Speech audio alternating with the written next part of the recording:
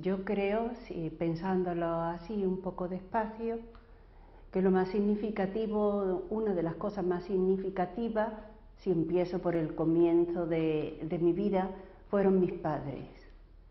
Mis padres fueron excepcionales, un matrimonio de clase media normal, pero lo mejor y lo más grande que tuvieron entre ellos era el amor que entre sí se tenían y en el que crecimos 4 hermanos, y esa sombra fue muy importante para nosotros, sobre todo para mí. Una de las cosas más tremendas fue perderlos. Y si puedo mirar momentos importantes, empezando por mis padres, fueron esos.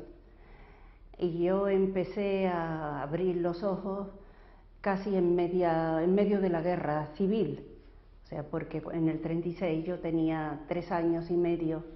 No vi la guerra porque estábamos en el campo, en una finca con mis abuelos y con toda la familia, pero fue peor lo que vi a continuación, que fue la posguerra.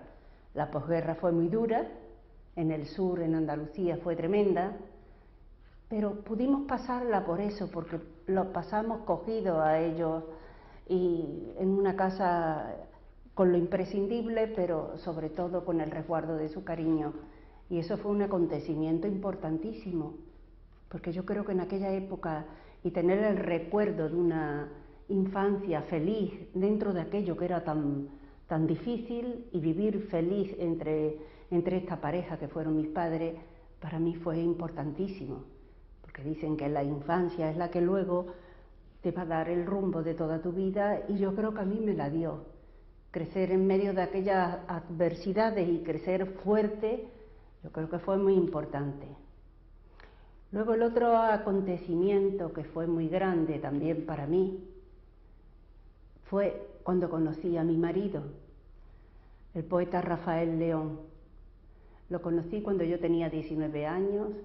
Él venía de la Universidad del Escorial, en la que era director de la revista Nueva Etapa, y escribía poemas.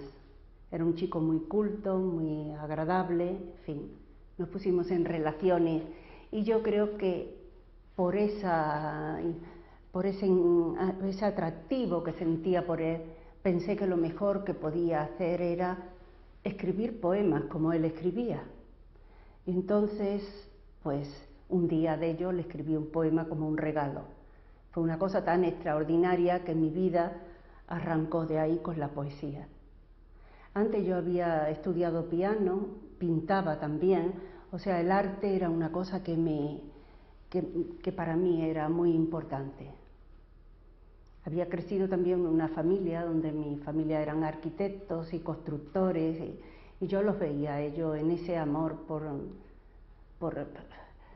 las bellas artes, por los edificios que hacían, por los que reconstruían, por cómo custodiaron la catedral en aquella época tan difícil. Esa es una cosa que estaba realmente dentro de mi ambiente, de mi familia. Y al conocer a este chico, al conocer a mi marido, pues parece que mi camino se abrió por el lado de la poesía, y así fue. O sea, lo que fue importantísimo fue encontrarlo a él. De él han pasado muchísimos años, más de 50 si se cuenta el periodo que fue del noviazgo y luego el de la boda, pues más de 50 años en los que hemos vivido juntos y de los que constantemente he estado aprendiendo y he estado, bueno, ha sido para mí mi universidad, mi doctorado, lo ha sido todo. Y eso yo creo que es lo más grande que me ha pasado en la vida. Esa es una pregunta muy interesante. Escritores, bueno, para mí el escritor más grande y el que quizás me ha mantenido durante tantos años en la poesía y su lectura constante ha sido San Juan de la Cruz. Para mí es uno de los poetas, si no el poeta más grande, universal. Luego después, pues claro, he leído a todos los grandes, como suele ser, como es Shakespeare, como es Dante, como es Quevedo, Góngora, todos los grandes del mundo, se puede decir, ¿no? He vuelto y he vuelto otra vez a volverlos a leer según iba pasando la vida. Soy persona no de muchas lecturas, pero sí de repetidas lecturas a lo largo de mi vida. No es lo mismo leer Cervantes con 20 años que volverlo a leer con 30 o leer como lo he leído con 50.